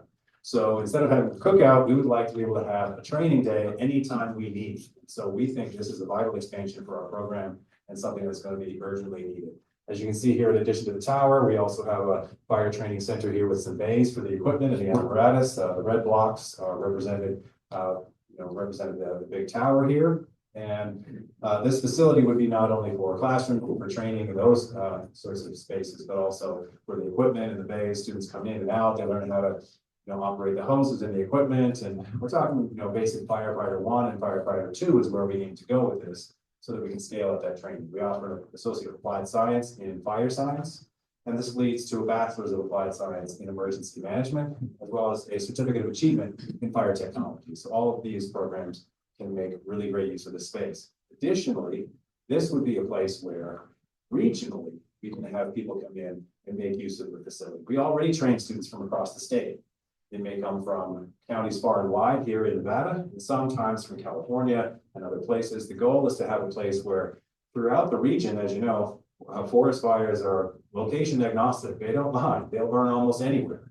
So we want them to come from California, Oregon, Idaho, and so forth to come here to train at this facility because we want to make truly a regional fire training effort. This is something that we'd like to build in order to collaborate with our statewide neighbors. If I could have the next slide. The training itself, as you might imagine, this is what happens down at Carson. Lots of hoses up and down the stairs, these kinds of things. Certainly the kind of training that we expect our cadets to master as they move through the steps here in the program. This is the kind of facility we're naturally here. So it's not so much that it burns, it's that it is simulating that environment so that the cadets can train in a space and with their Fire Academy commanders master those skills one step at a time. Next slide, please. For the workforce, as you can expect, we have all sorts of affiliated programs. We offer EMS programming as well, which is EMTs. We have EMT advanced as well, and EMT paramedics, right? And all of those are adjacent to the fire training program that we offer here. So these EMS careers are through our Associate of Applied Science in pre-hospital emergency management. That's really critical for us and for our region as well. Next slide, please. Collaboration. So many of these programs work together. The continuum of training that you might expect to see here over at the Redfield site is really impressive. From emergency dispatch, which we heard about tonight, right? Students can be trained in that. We'll dispatch those folks who are the first responders. They may be in the EMS program, it may be the firefighters, someone of that nature will be responding. They will bring them, of course, then to hopefully, if needed, to a hospital, if that's where they have to go next. And of course, they will be admitted from triage, from the nurses. We have a nursing program, right? Where do they go from there? Possibly they go to radiology, right? They have an X-ray. We have a radiology program, and it carries on through all of those steps. This is really the continuum of care. The continuum of care requires those first responders to be on scene, to be well trained, and this is the environment that we aim to deliver for our community. This is a letter in tiny, tiny writing. I'll summarize it for you. This is the letter from Eric Brown, our Washoe County manager, who has written in strong support of this plan, which of course is already endorsed by our Board of Regents and by the university, and the entire team that put together this master plan for the Redfield campus that we've worked on together very assiduously for the last several months, because we want to ensure that the campus grows and develops and delivers for the community in ways that it really needs. And of course, with the Davis Fire, this is the kind of training we want to deliver to ensure that that sort of thing can be protected. One more slide. Thank you. That is really the presentation we have for you tonight. It's informational. We're really pleased to have these plans really on the book now, and they are officially blessed by the Board of Regents, and that presentation has been made. We've got the funds available to erect that little tower and to begin to train our workforce for the future. I see some questions here, sir. How long is your program to become a certified firefighter? That's a terrific question. And I think I will turn it over to Dean Ellsworth Baker. So to do firefighting 1 is a 16-week. That's where you start. And we'll take your application anytime. Me too. Any other questions for us tonight? Sir. How does this differ from what's like a very similar facility up off of R, which I thought was the regional training center? Is that no longer? Once upon a time, yes, indeed. And this was the sheriff's site, correct? Yeah, and so that facility is being used by multiple agencies. And we, for a time, many years ago, had, we were paying sort of for the privilege to maybe have an appointment there to be able to run a facility. Then it became sort of cost prohibitive and we had a better deal going down to Carson. But as was mentioned, the Carson facility is kind of rarely available to us. We have been running our academies on Sundays because that's what's been available, and we can only run a limited number of students in academies. And so with our own location, we would be able to expand. So I guess the follow-up is there is a need. There is a need for 3 of these facilities within what seems like a 30-mile radius. Absolutely. I think what's key about that is our Economic Development Agency of Western Nevada, EDOM, has pointed out that with the volume of housing that will be erected here and the industry that is coming to this region, we are already down 10 fire stations. And perhaps by the end of the decade, these could be more. And so we need to scale up the training. That requires better training facilities, since you're absolutely right. As the city grows, sort of like playing Sim City, we need to place those fire stations right over there. Any further questions this evening, sir? Where's the funding coming from? Thank you very much. So funding for this project comes from, first of all, we have the cash in the bank already to erect the tower, which is fantastic, and that was already blessed by the board. So the Board of Regents is very pleased to hear that. We have state funding in some cases, but we have donor funding, certainly in the case of the Redfield campus. The Redfield Foundation is a very generous donor for that. And then in some cases, there are individual foundations that will help to donate to some of our projects, such as the Pennington Foundation and so on. They've been very, very helpful over the years. We have auxiliary operations on the campus that we run that including summer school, and we have a series of other auxiliary operations that help to raise funds. So we may have an investment or a reinvestment fund at the college anywhere from $1 to $5 million at any given time in order to be able to deliver on these projects independently. So we don't need to turn to the city or the county for funds in support of those kinds of projects. We like to operate as independently as we can. We don't bring these projects forward to the board until we can say we're ready to go. Sir. As far as funding goes, this is a much broader question with the new president and everything happening in Washington, D.C. and DEI. Is Truckee Meadows Community College, are you implementing DEI programs still, or getting rid of those, or what's going on with that? This isn't a big part of our operations, sir. What we are is an open access institution. We have a great many programs that welcome students from all walks of life, no matter who they are, where they come from. We are open access as long as one has a high school diploma. And in some cases, even before they graduate high school, they're welcome to enroll in our classes without fear or favor. We have a host of programs that help students feel welcome, to support them throughout their career with the college. So that may include advising, that may include counseling, it may include a variety of other programs to help them to feel welcome and situated in part of the college. We have all sorts of student clubs, student government association. We have sports as well now. We've got a men's and women's soccer team. Volleyball is coming next year. And so whatever we can do to make students feel welcome and included in the work that we do and to help them be successful. That's the biggest part of our mission. So those programs aren't there, so the funding that the federal government provides isn't going to be affected. That's really what I'm after. The federal funding that we receive is chiefly for the students. That goes to them in the form of student loans and Pell grants and so forth. In some cases, we hold federal grants that come that are from DC, perhaps the National Science Foundation. Perhaps there's a grant through USDA from time to time. INBRI is great funding that comes through the NIH, National Institute of Health. And we hold those together with UNR in many cases, and those programs help to foster all sorts of good programming, particularly undergraduate student research, sciences and so forth. And so the chief goal of most of that funding is education, training, and ensuring student success. Okay, so you don't think that there's programs that are going to affect the funding? That's really the question. We aren't concerned about that. In fact, in recent weeks, we've had a response team looking at this very carefully, and our president feels that we're just standing by for further direction. Out of Washington, they told us there'll be further direction, perhaps from the Attorney General and the new Secretary of Education, possibly later in the month of May. We're standing by. Okay, thank you. Thank you. I want to thank the board for letting us be here tonight. Thank you for putting us on the agenda. Truckee Meadows Community College is always standing by to help and meet the needs of the community, and so thank you for coming down here and what we have to share tonight. Oh, and I forgot to mention, please introduce yourself, sir. That's you. Good. Bill Stewart, how's everybody? I'm the wildland fire coordinator. Now I'm actually gonna make a public comment here after you guys are done. But yeah, fantastic program. I went through Truckee Meadows Community College as a young man, went through the fire academy. I'm now teaching the wildland classes and bringing in new classes every day. We actually have a new level class going on right now that I need to get back to, but I wanted to thank the board as well. You guys are volunteers, appreciate your time.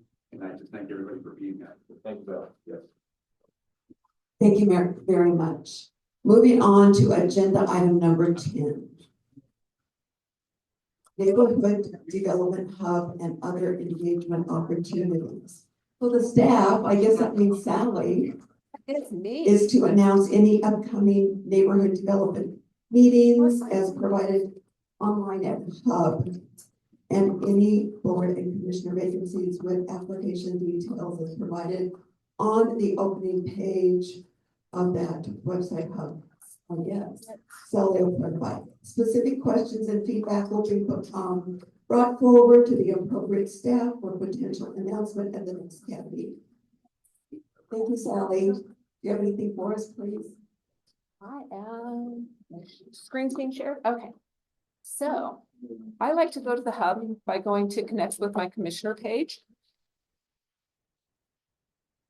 Anyway, I like to go to the hub by going to connect with my commissioner page.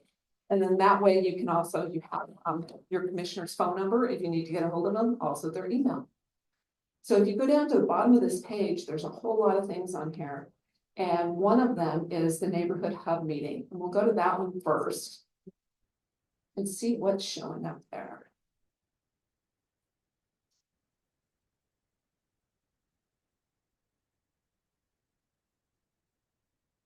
Listing, and it's showing this one here. It's for District 1, but it's the 700 Harbor Court Master Plan Regulatory Amendment, and that one's set for April 16th.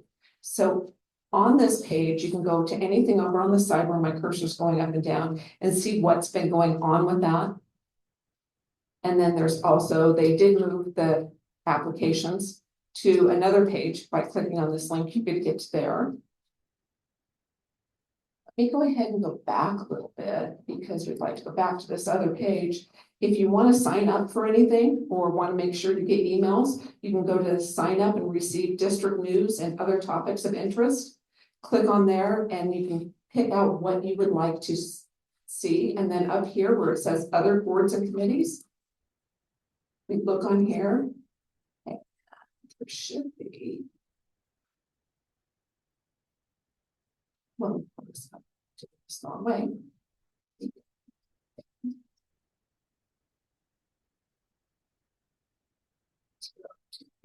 We'll start with there. There's the volunteer opportunities. If you wanted to volunteer for any of these things, you just click into there, fill out their application. But up here where it says new vacancies for 50+ boards, these are the boards that are accepting applications right now. They're all out of District 4 at the moment, and they do expire on, or they need to be posted by the 14th of April. You would just click into there. As the boards come up, they'll always be on this page, and you can look at any time. But it just goes through the different boards. Like I said, this is volunteer opportunities. Just gives you a little more opportunities to get involved. If you do decide to sign up, you can sign up to receive your district news by clicking on here. And then you put in your email address and click on whatever you would like. If you want District 2 news and District 4 news, that's what covers mainly in this area. Or set up property taxes, parks and open space, any of these things that you would like, legislation, lands bill, any of them. Just click on there and subscribe to that, and then you can get that email direct to your email box.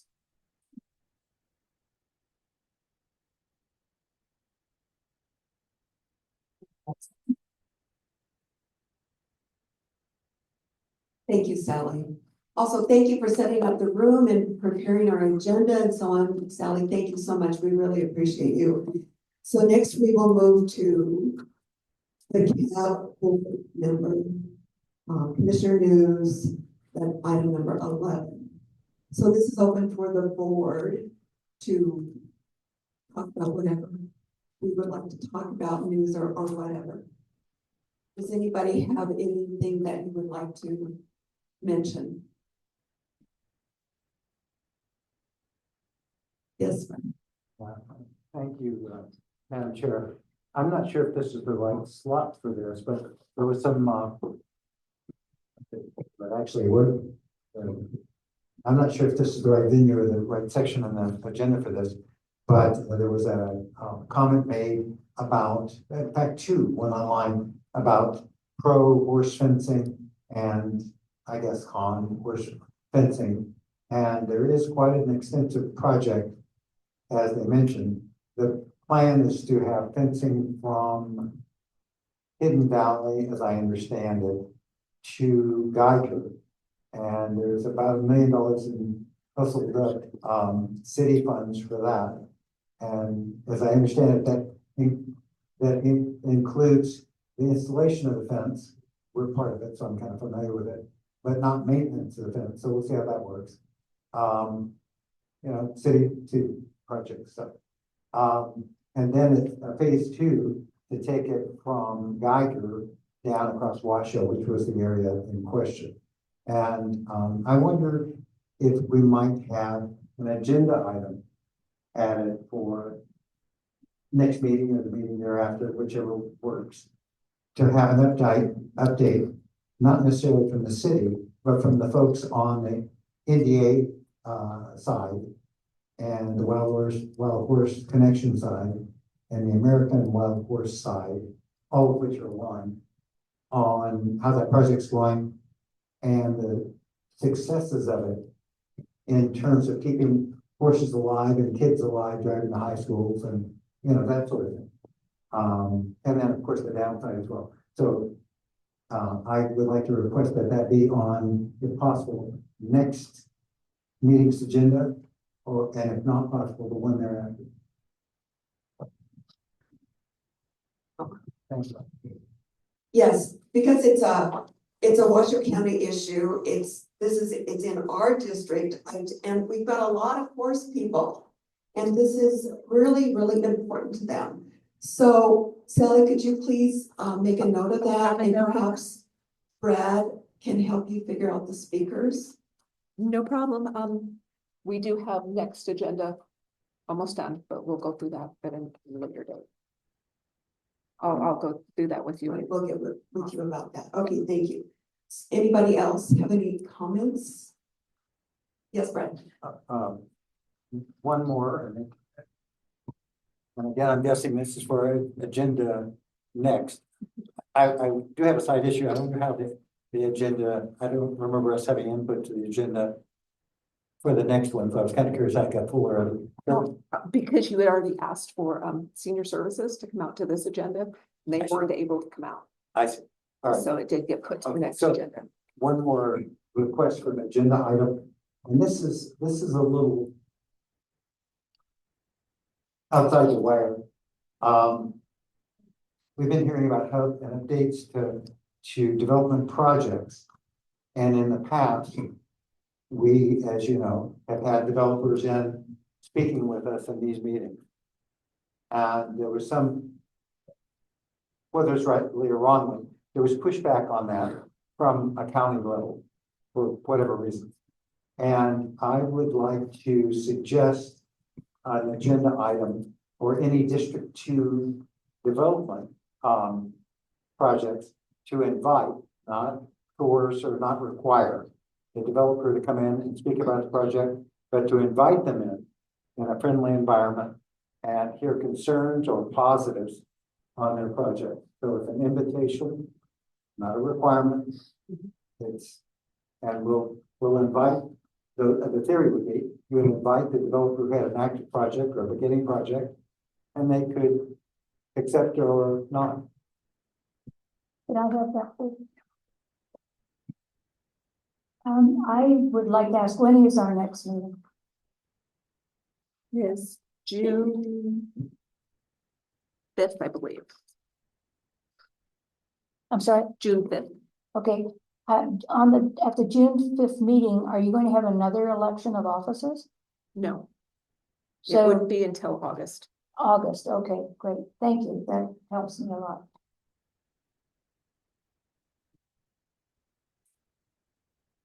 Thank you. I think this is a improvement to have a developer come and give reports, because it used to be that the developers had to come to the CAB meeting. Then it got moved to these NABs, which nobody knows anything about what's happening. So we had a meeting in December for all the CABs to come together, the public could come. But one of probably the biggest thing of all the CABs is we all want the developers back at the CAB meetings. We don't like them buried in the NAB meetings, because people do not know what's being planned for their neighborhoods. So there is a push from all the other CABs. We want it. These are our meetings. And just so everybody knows, we'll keep asking for it. So we'll be sure to bring to Commissioner Clark's attention that this was asked for. Yes, sir. I just wanted to give some input on that. So for 25 years, I ran Western Nevada Supply and dealt with every developer in Northern Nevada. And one of the, and I say this with reverence to everyone here, one of the reasons why developers are hesitant to come to CAB meetings is because it's rarely a friendly environment. They're getting beat up on. There's a lot of NIMBY, not in my backyard mentality. So be mindful of the fact that sometimes when you invite somebody to dinner, we have to have an open mind as to what these do. And I don't have a horse on the hunt. So I'm just telling you from 25 years of experience, I've watched beautiful developers like the De Lorettos of the world that aren't the developers of today. And they were hesitant to come because they just felt like, hey, I'm going to spend 3 or 4 hours getting my teeth kicked in from folks that don't want development to happen in their area. So just be mindful that if the invitation is extended, you probably get one chance to make a beautiful first impression before developers will never show up again. So just be aware of what goes through their mind is that, hey, I'm getting beat up on something that may or may not be justified. Well, if I might, and Marge Franson for the record, I agree with what you're saying to some extent. However, I do know from the other side of the equation that if that happens, it's because there's a lack of control on the board. Because the board should be directing the traffic.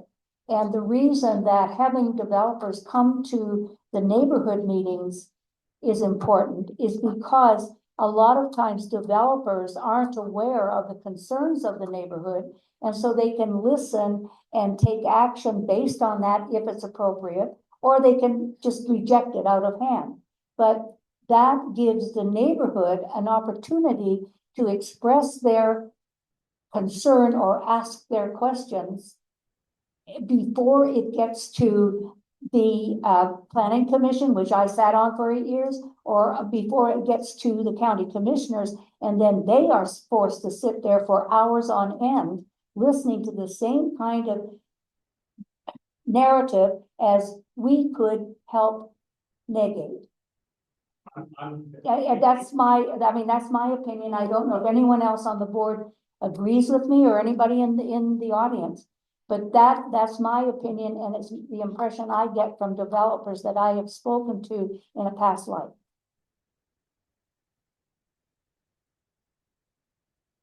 Thank you, Marge. Well, for me, I agree with you. So, and Brad, and so on. So all we can do is ask. Let's see what happens. So, let's see, is there anything else? Because I've got a couple things. Okay, Brad. Are we saying yes on those items to be on the, I didn't hear a yes. Yes. I heard that, yes, you tried. Got Yes, everything on yes, here, yes. but I can't promise you that developers are gonna come. They can be asked. No, It's not. It's simply, again, it's But yeah. not a requirement anymore. It's an invitation and a cordial We can- invitation with the understanding that they're kind of gun shy and for good reason. Completely. It'll It- save it's them on my money in the list. long run though. And we They're on have my an list. open mic to, Mr. Clark, Commissioner Clark as well. Correct. Thank you. Okay, so my items, probably my biggest, what I would like to update the CAB about, too bad all of our citizens left, but one of the areas that I work on is election integrity. And President Trump on March 25th signed an executive order to restore election integrity. And some of the items included were, we'll go back to paper ballots. There will be no electronic voting system, voting like we have now. That will be gone. There will be no more universal mail-in ballots. There'll be the absentee like there used to be, but no more mail-in ballots. No counting of ballots after election day. There must be proof of citizenship by either birth certificates or naturalization. So these are just a few of the things that were included in the executive order. I was watching this because I knew that once the executive order came, there would be a bill introduced in Congress to codify his executive order. The good news was on March 31st, last day of the month, HR, what are my notes here?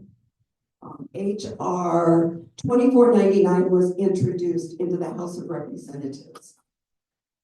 Because this is moving along quickly, I expect that it will be heard in Congress soon and voted on and passed to the Senate.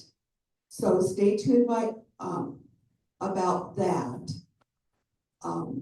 Of course, there's been an injunction filed against it, but that's okay. They're going to get that worked through. So, but especially if it's codified, then I don't know that these judges can file an injunction against it, because my understanding with these injunctions is because the executive orders are not codified. So just stay tuned on that, what that will mean. And I knew it had to be done early this year because we're looking forward to the 2026 elections next year. It will take, and President Trump has said any state or county that does. Excuse me, but Yes. I don't think this is appropriate. No. No, I don't. I don't think this is what we're supposed to be discussing at this table at this time. May I jump in as well? This is an awareness information that you're giving us. Is there anything that directly affects the county in the next 60 days, you think? We don't know yet. Okay, so just it's a heads up. Right, the DA's office is looking at all these executive orders to see how they do apply to our county. So they may show up on our agenda through the police or through the sheriff's department or something like that. If there are executive orders that are enforceable, we may hear about it as a sheriff's department issue. Is that what you're thinking? I'm trying to tie it back to the county. Well, the point is we've got an RV, we've got our election department. Okay. So, and our taxes paid for our elections. So, well, thank you, Marge, for your input. I guess we have a difference of opinion, but that's what it's all about. So, thank you. But now everybody's aware on that. So, I think that's the only thing I had, because I'm just so excited. So, okay. Any other comments from the board? Okay, thank you. Now we will move to item number 12, general public comment. You have 3 minutes to speak. We have this gentleman here. I've got one more person at least that wants to speak. I didn't know if there was anybody to sign in that had to meet. Phil Stewart for the record, and I just wanted to make a quick comment. I know that you guys had this agendized as number 9, it was a non-action item. I would ask the board if you would put this as an action item for the next agenda, so you can vote on that for support for Truckee Meadows Community College, their tower and everything. So that can be, it's not going to cost anybody any money. The grant's there. I mean, I'm talking as an employee of Truckee Meadows Community College, but I went through the fire academy there, and I think it's going to be a great program. We are training up the next generation of firefighters, police officers, EMS, and it's going to be fantastic. There will be all kinds of people moving here that already are, and so I just want to, talk in support of that. And then the defensible space stuff, as far as Brett's coming up in two, we're gonna have a class on that through the college. I'm gonna put that out to the information. You guys will be aware of that as well.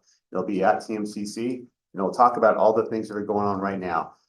I own my own private consulting business, and that's what I've done over the past few years is do defensible space inspections, talk to homeowners about insurance, because I'm sure you guys are being impacted by insurance. I'm working with the fire department. So whatever we can do through the college and come in for, we've had a bunch of young men and women get picked up and get hired as firefighters this summer for the wildland crews. And so it's a great pipeline for our local area to be able to keep feeding police, fire, EMS for all the jobs that are going to be needed. Because as the sheriff department said, they're still running on calls from 2018 with the personnel they have. Same thing with the fire departments, So that's it. I just want to say thank you to the board. Any other questions, sir? Yeah, could you leave us with some contact information that we could get in the meeting minutes? I can. Can I get your information and send it to you? I'm sorry, I didn't bring I a card. I left them all at home. But yeah, because the more education all the people have, the better. And that's kind of what I'm all about, is making sure everybody's aware of what's going on. Insurances, they're talking about the FAIR plan that they have in California coming to Nevada. That's another legislative issue if you guys aren't aware of that. Insurance is going to impact everybody. The real estate market on down. So perfect. Just email that to me. That'd be fantastic. And yeah, and I will thank you get that. guys for your service. I was on the Spanish Springs CAB for years, and I know it's a labor of love. So thank you very much for doing that and being on the county commission or the Planning commission. Yeah, you guys saw exactly what was going on, years before things Well, get built. Not only that, but you have a lot of experience sitting on the board, because he was on the Board of Adjustment for Washoe County also. Yeah. So we've been around. And the public, for you guys and people that left, unfortunately, but thank you for being here, because our democracy was built on, public input. So thank you. Thank you. Thank you very much. Cynthia Reed has a comment. Something to the fire thing.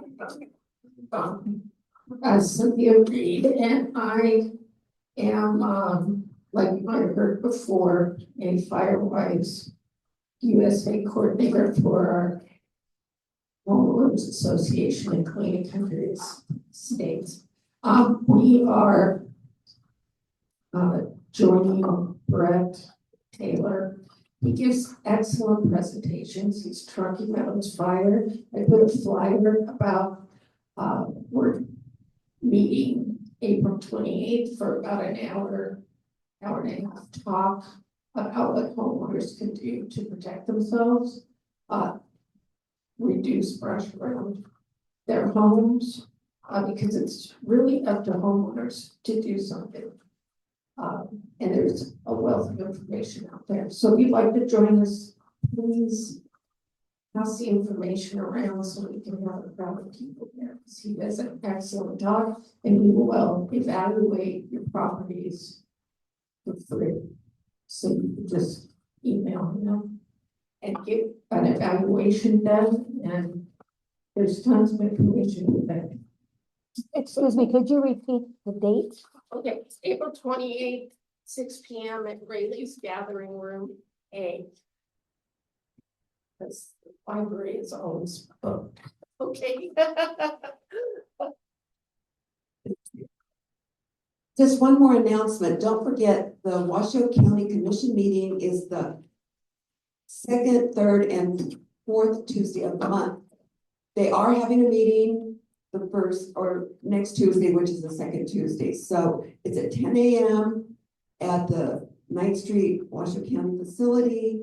You can make a 3-minute comment at the beginning of the meeting. So just know that's always available. We are a stepping stone to the county commission. You're learning the process. So it's good every now and then to pop in at a county commission meeting. Commissioner Clark mentioned to me that I think they moved that meeting to the following week. I just looked at the agenda today. Maybe I better go back and look at the date. Because it always comes out the Thursday before the meeting on Tuesday. I just talked to him in the beginning of all this before 6 o'clock. Oh, good. Well, because what I find with our county commission, they pull these surprises on us at the last minute. So even though I got word this morning, it's Tuesday, they could have changed it. So check the county website. Sally, do you know about that? If the meeting is gonna happen? The meeting is gonna happen. It may be that the library part. Oh, you Could be the part that you were looking for, they were looking for, but the meeting's gonna happen. On April 8th? Yes. Yeah, okay, good. So, It's the library part. oh, okay, that got pulled or something. Okay, good. Right, thanks Sally for confirming that. Yes, Brad. Were you looking for a movement to adjourn? Are there any other comments? Is there a motion to adjourn the meeting? Is there a second?